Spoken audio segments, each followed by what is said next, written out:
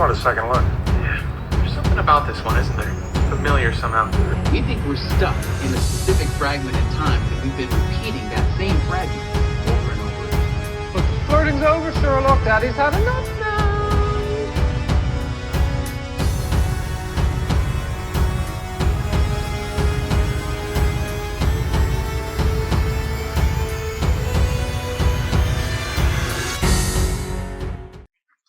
Hello, welcome to You've Seen It Before, TV Reviews Connection of Mine.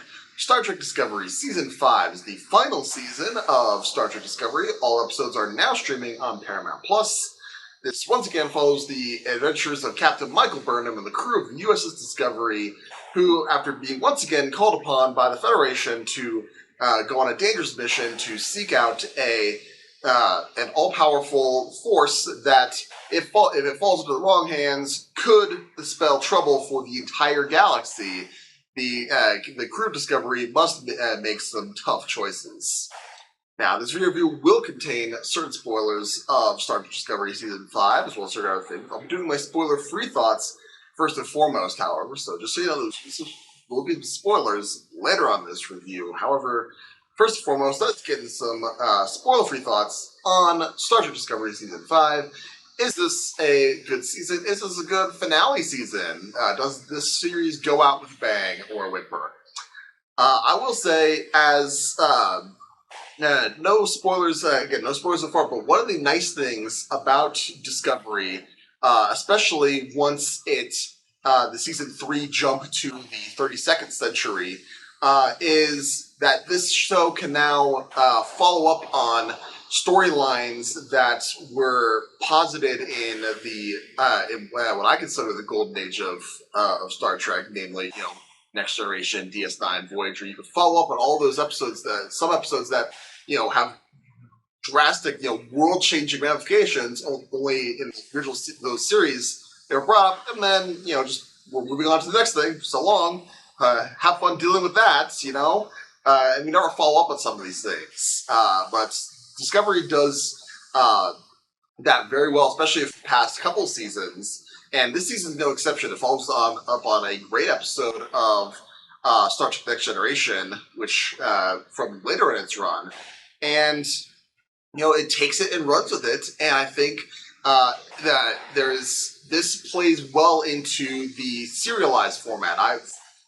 If you've watched any of my other Star Trek reviews before, you know that there are some ways to do a serialized format that work really well, and other times I think Star Trek does best when it's an episodic format, where you wrap everything up in one episode and then you're done with it, or visit later. But they're all self-contained and you can pick and choose without leaving anything out. Discovery, again, sticking with the serialized format, you can't really do that with most, if not all, of the seasons with this. But in a serialized story like this, it does add things to it. It does give you that ability to develop certain characters.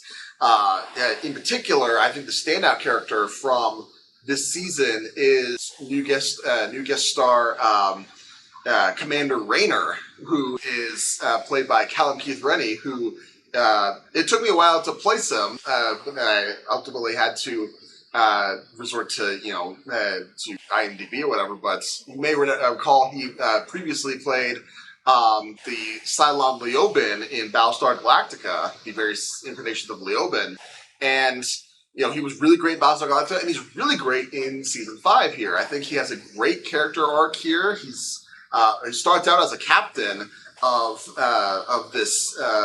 another Federation starship, and is ultimately demoted to commander. I realize that is a plot detail, but ultimately that sets up that's really all for the first episode. And this whole arc that he goes into is really reminiscent of Burnham's journey, because if you recall Burnham's journey, she went from first officer to mutineer and lowest of the low on a ship, and having to work her way back into this to earn the trust of people on a ship, and then ultimately under her command. seeing that that mentorship associated, that's probably some of the best stuff in this season. There are some great, adventure scene episodes along the line. I think one in particular, my favorite episode of this season was a point where is the time travel jaunt where we have Burnham and Rayner and Stamets who are bouncing back and forth between various points in on Discovery's timeline, and they're the only ones that realize it. That's a fun episode, I think, in this. It's probably relatively early in the season, even though this is a truncated season from prior ones. And this again, another plus of this season is that it is shorter by at least 3 episodes. This is only 10 episode season, even though the finale is a bit longer. A lot of these serialized episodes, they were I'd say they're hampered by having a too large episode count, where it's an ongoing story that you have to tell, and yet you reach certain points of the story where you're basically forced to stretch things out. And there are plenty of other serialized shows where you can tell the season, they're just going to pad out the runtime a little bit. You can point to episodes of the Marvel Netflix shows or Stranger Things that falling prey to some of these things. This season, I didn't really feel like any episode was stretching things out, when I definitely felt that in prior seasons of Discovery. So that in itself did, I think, do a service to the season. However, there are certain negatives on it, and some of them are not the season's fault. For instance, when the writers were writing season 5, they didn't know that this was going to be the final season. In fact, all of the season 5 was shot before Paramount made the announcement that this was going to be the final season. So if you watch the season and you feel like the ending, there's an epilogue at the final episode that it's like, man, this feels really tacked on. It doesn't really fit at all. Well, that's because it was. They had to shoot it, and they made lemonade out of lemons at that point, which I think worked okay. But if you're looking for this as the grand finale of the drama that is Star Trek Discovery, it's not going to feel like that. But I don't blame anyone who worked on the show or the writing itself for that. I think that's more of a studio issue for that. So again, acknowledge the reality of it, but it's not entirely the show's fault. What I do think is the show's fault is, and I'm sure I'm not going to be the only one to point this out, this is once again a season where Discovery has to find this one thing that threatens to destroy the galaxy, and only they are in the position to do it. And how many times have we seen this over and over and over again? It was same thing in season 4, same thing in season 3, same thing in season 2, same thing in season 1. It's like, that's partly why I think a lot of people who were on the fence about Discovery jumped ship to stuff like Strange New Worlds, where yes, you can have episodes that deal with Fate of the Galaxy stuff, but sometimes you just want an episode where the big stakes are the away team's going to get discovered by the pre-warp civilization. That's the highest stakes that you got. And you get some of that in bits and pieces in this season of Discovery, but again, the big threat is the power that can destroy the galaxy. And we're just tired of it, and I'm tired of it. And it's the same kind of thing that you see with the MCU, where it's like every Marvel movie is like, how many world-ending threats can we face after every single movie? 1725 movies in, and it's like you just get tired of it after a while. So again, that's I feel like they kind of backed themselves into that's kind of their thing with Discovery, but I don't think that was necessarily a good thing for Discovery to end out on. So overall, I would say this season was, as a finale, it's kind of okay, but as a standalone season, if you were just going to take it as such, I would say it was fine. So if I was going to give Star Trek Discovery Season 5 a letter grade, I would say this is solid B, flat B on that front. Not the best, but I've seen worse. So I'm sure the people who worked on Discovery, they all worked really hard at it. I'm sure they would have preferred to go out something that was an A+, but for me, it was a B. So those are my main spoiler-free thoughts on Discovery Season 5. Now let's get into some spoiler talk as certain plot developments and character arcs that may seem familiar to you and where you may have seen them before. Like I said, this whole season, the fate of the galaxy is at stake, and you have to find these things. And very much a fetch quest going on, trying to find the various clues that these scientists, they discover this power and they realize that it's too great for anyone to have, so they sealed it away, but they put clues that anyone who's worthy to find it. Very, very much made me think of movies such as Indiana Jones and the Last Crusade or National Treasure, stuff like that. You've seen these kind of things before, and that doesn't make it bad. I mean, I like those movies, even though they do repeat the fetch quest trope. And this movie, for the most part, this season, for the most part, did it well, I think. So there's that connection. Also, I'm not going to go too episode by episode into this, but the whole thing of this being trying to find the power of the progenitors, the alien race, the precursor humanoid race that we were introduced to in the Star Trek Next Generation episode, The Chase. It's revealed by the very end that, this power, we thought it was the progenitors that built it. It's like, no, we only discovered it ourselves. It was built by someone, a race even older than us. And it's like, what? And we're never going to get any answers to that.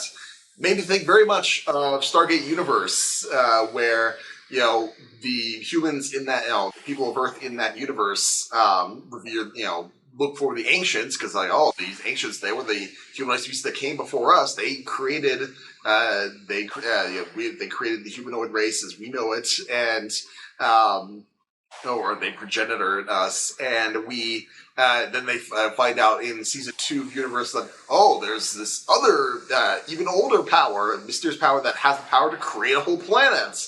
And there's this mysterious signal that probably did it. Who knows what they are? We're never gonna get any answers to that.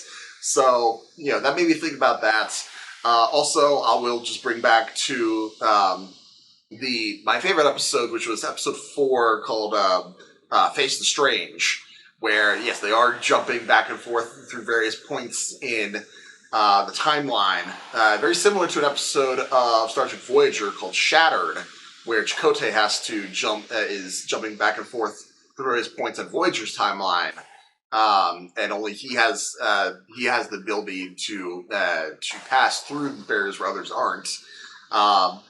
So there's that, and also it probably my favorite scene in that episode where Burnham has to fight her younger self.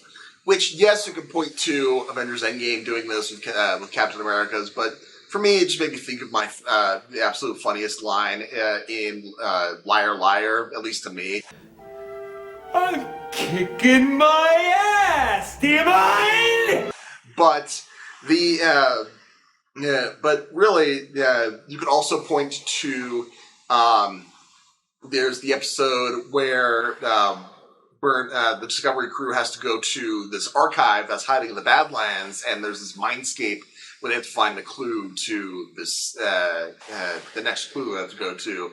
And they go to a different Gene Roddenberry property, Andromeda, where there's an episode called Time Out of Mind, where Becca has to go to this archive and search through her memory archive, basically, where she enters these various memories that were archived in order to find an object that is being sought after by everyone, essentially.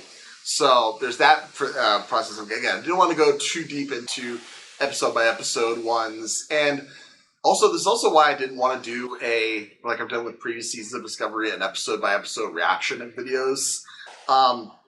I purposefully waited until 9 out of the 10 episodes were released and then just binged them all on one day. Because, really, with a serialized story, I feel like there are benefits to the binge model and the benefits to the episode one. This one, I felt like I wanted to experience this as a binge. And to me, that made all the difference, in my opinion. So, so there are probably other references and parallels that can be made to different episodes that I didn't mention here. But but you can note them in the comments down below, along with what did you think of Discovery Season 5? Did you like it? Did you not like it? What about my analysis? Do you agree, disagree? Did I miss anything? Let me know in the comments down below. Thank you so much for watching. I appreciate whatever audience I can get. Be sure to look for my next movie review, which, if the schedule holds, will be for Inside Out 2, which comes out June 14th, I believe. And also, I think I'll be tuning into Star Wars The Acolyte, which I believe the first episode's dropped this coming Tuesday, June 4th.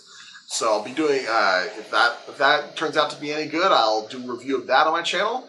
And if you like this video or any other video on my channel, please give me a like, share, and especially subscribe. I would very much appreciate it. Again, thank you so much for watching. But just remember, there is nothing new under the sun. And yes, you have seen it before.